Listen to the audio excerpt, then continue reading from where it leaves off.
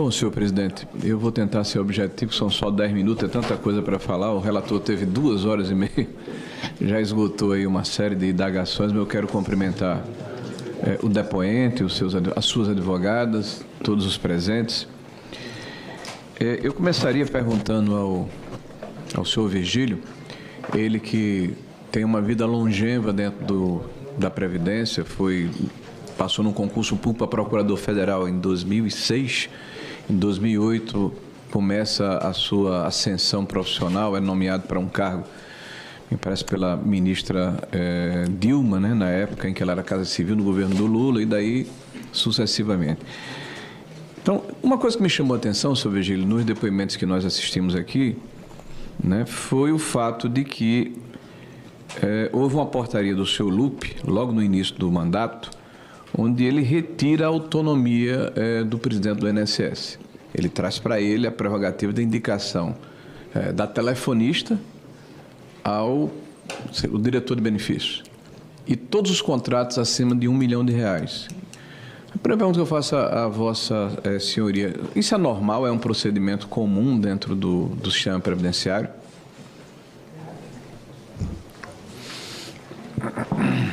O ministro tem a prerrogativa, tanto é que o fez. Eu pergunto se é normal. Fica a cargo de cada ministro. O senhor conhece algum ministro anterior que tenha feito isso? Nesses 20 anos que o senhor tem de Previdência?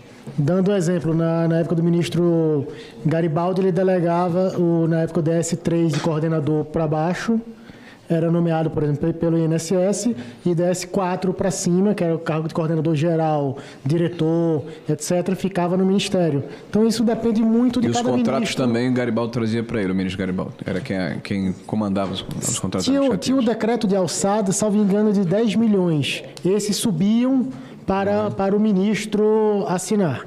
Ok. Mas por via de decreto. Foi dito aqui, por vários deputados do governo, até um alerta para Vossa Senhoria, de que o grande erro deste governo atual, do presidente Lula, é ter preservado servidores oriundos do governo anterior do presidente Bolsonaro. E ele se referiu especificamente ao senhor e ao André Fidelis.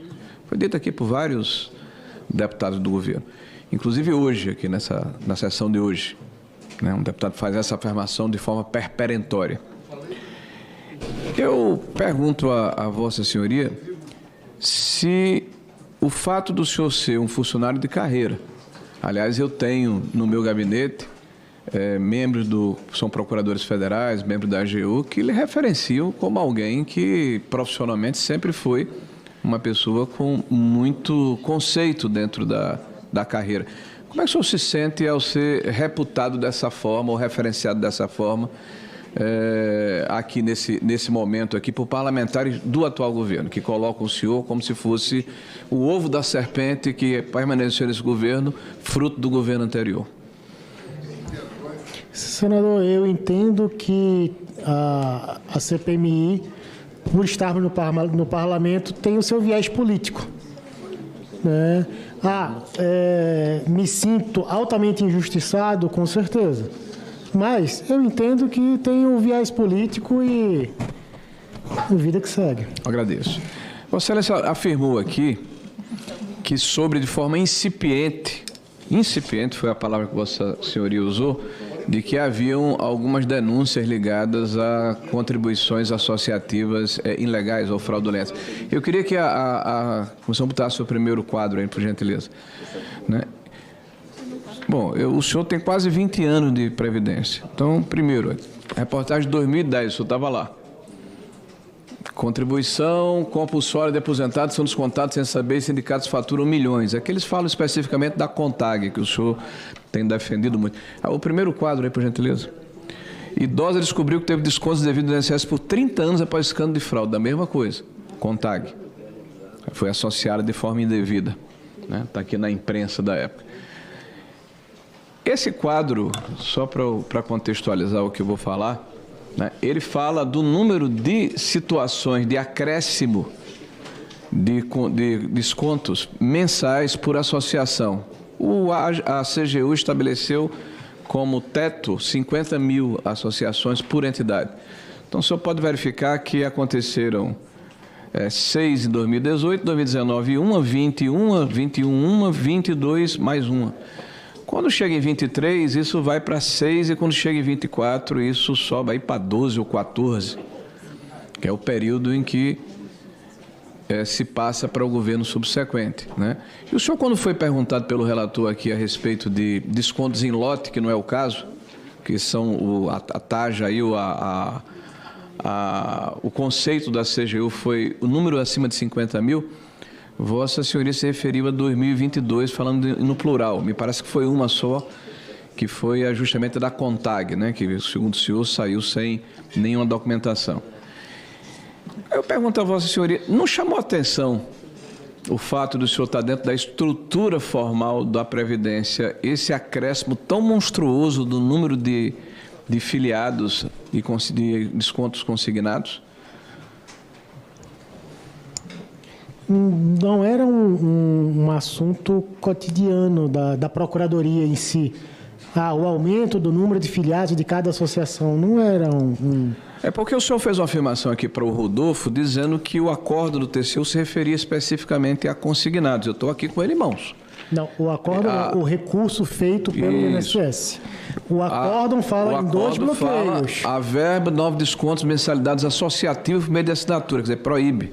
A não ser que seja por meio eletrônico, não, mas biometria não foi essa a recomendação que foi objeto do recurso. Bom, está aqui respondendo, inclusive, ao INSS, o final do acordo.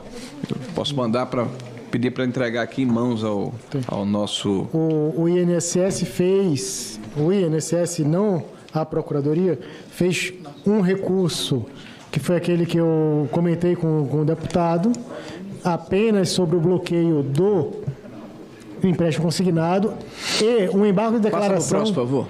Embargo de declaração acerca do cumprimento acho que do item 9.6.1, que era justamente dessa questão da revalidação. Pois é, essa forma incipiente que o senhor falou, incipiente, significou o seguinte: em 2019, que o senhor não estava lá, 4 entidades tiveram suas ACTs suspensas.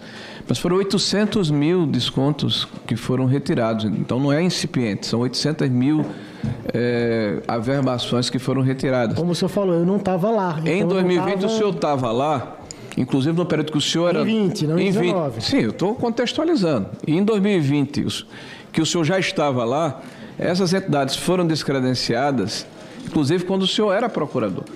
O que me chamou a atenção foi o fato do senhor dizer que soube de forma incipiente. Olha, só tinham 40 mil reclamações e aconteceu uma ação do governo de forma efetiva de descredenciamento. Em 23, o senhor passou a ser procurador também em 24, aumentou o número de reclamações de 445 mil para 1.500.000 e o senhor não se apercebeu do que estava acontecendo. Desculpe, o senhor estava vivendo em Nárnia. Todos perceberam o que estava acontecendo, tanto é que a diretoria de benefícios abriu as apurações necessárias. Apurações necessárias? Desculpe, senhor Vigílio, as apurações não ocorreram. Ocorreram, na verdade, uma abertura de um inquérito por parte da Polícia Federal em função de denúncias feitas pelo jornal Metrópole. Está dentro do escopo do processo. Vossa Senhoria, inclusive, foi afastado por decisão judicial a pedido da Polícia Federal, já em abril ou maio de 2025. Então, com todo respeito a Vossa Senhoria, houve, no mínimo, uma omissão, para não falar uma palavra mais forte, para não prejulgar. Passe para o próximo quadro, por gentileza. Eu queria mostrar aqui novamente, olha o número, sai de 2.700.000 associados de consignado no final de 22, vai para 7.543.000 no final de 24. Me parece, assim, uma coisa esquisita. Eu vou concluir... Eu vou fazer uma conclusão aqui, e com todo respeito à Vossa Senhoria. Eu pergunto ao senhor, o senhor acha que não há conflito de interesse o fato de que o senhor, que estava na alta cúpula da Previdência, como assessor jurídico do ministro, em novembro, dezembro de 2022, a sua esposa, a sua cônjuge, ter feito uma empresa junto com o senhor Antunes, que fornecia... ou que tinha, ACTs vigentes e prestava serviço ao INSS? O senhor acha que não há conflito de interesse?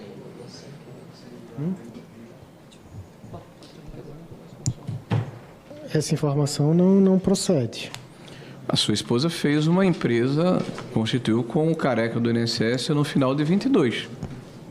Desconheço, nunca foi... Não foi com o Careca, fez uma empresa que recebeu dinheiro. Ah, sim, que recebeu o dinheiro do Careca, tem razão. A Curitiba, exatamente. Dia 1º de novembro. O senhor acha que não há conflito de interesse dela fazer esse contrato com o senhor Antunes? Fez depois contrato.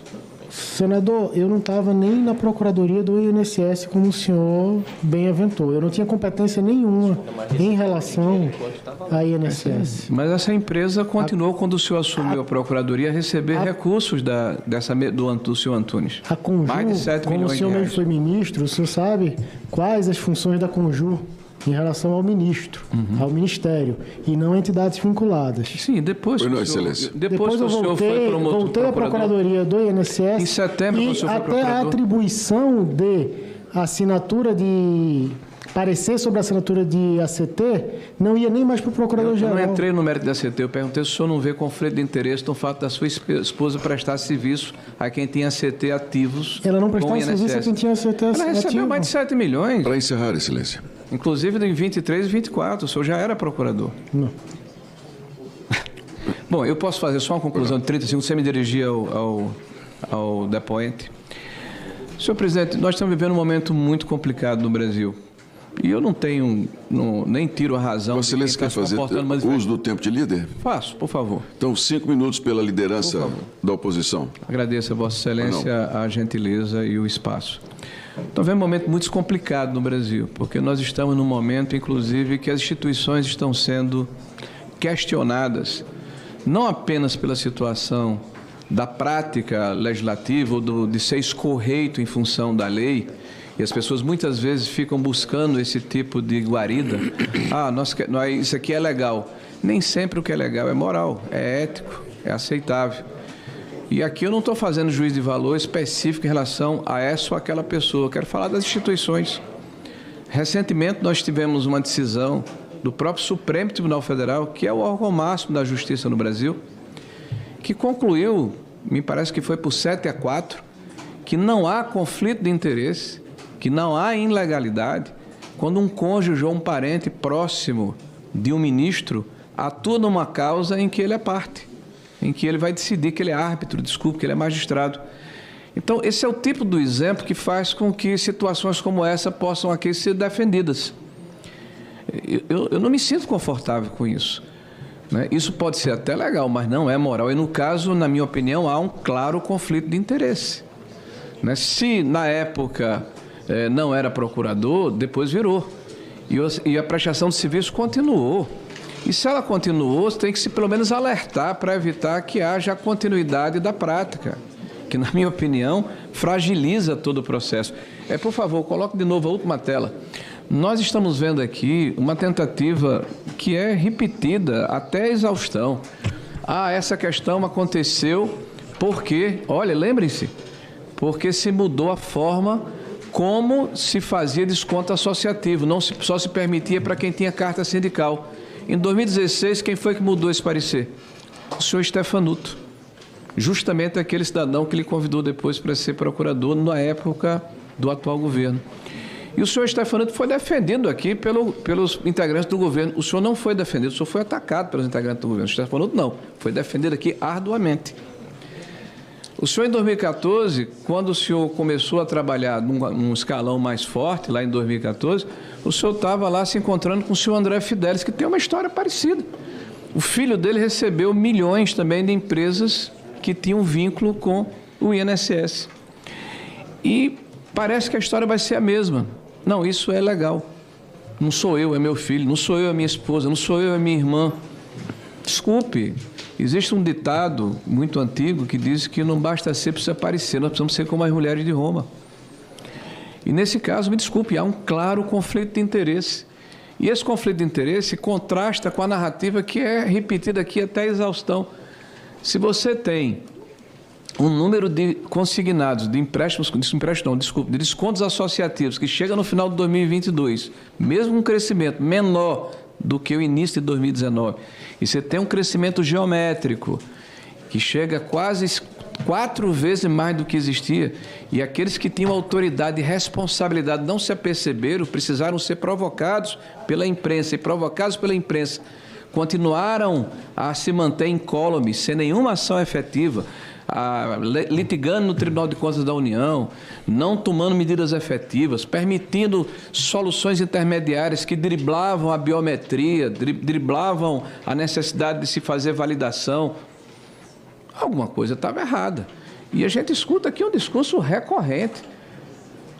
Porque foi o senhor André Fidelis, foi o senhor Vigílio, foi o Oliveira. O único vínculo financeiro que nós encontramos até agora, a não sei que você prova o contrário, foi com os parentes do senhor e foi com os parentes do André Fidelis. Infelizmente, e quando se diz que quebra o sigilo, se segue o dinheiro, e hoje eu tive uma revelação. Quem sentou na reunião em janeiro de 2023 foi um auxiliar do senhor Queiroz, do atual ministro da Previdência, Volney Queiroz, o pai dele, que recebeu 50 mil reais do careca, do seu Antunes. Eu não sabia, soube agora, porque foi compulsado aqui quando se quebra o sigilo e se pega o refis. E estão se acusando aqui o Onix de ter recebido 60 mil por dentro. Alguém recebeu 50 mil por fora. Bom, em algum momento, quando chegar aqui o próximo depoimento, vai falar a respeito. No mais, não faço pré-julgamento. Todo mundo tem a presunção da inocência. Eu apenas estou comentando que é muito fora da tipicidade o que está acontecendo aqui com o senhor. E eu lamento, porque o senhor é muito bem referenciado pelos seus colegas.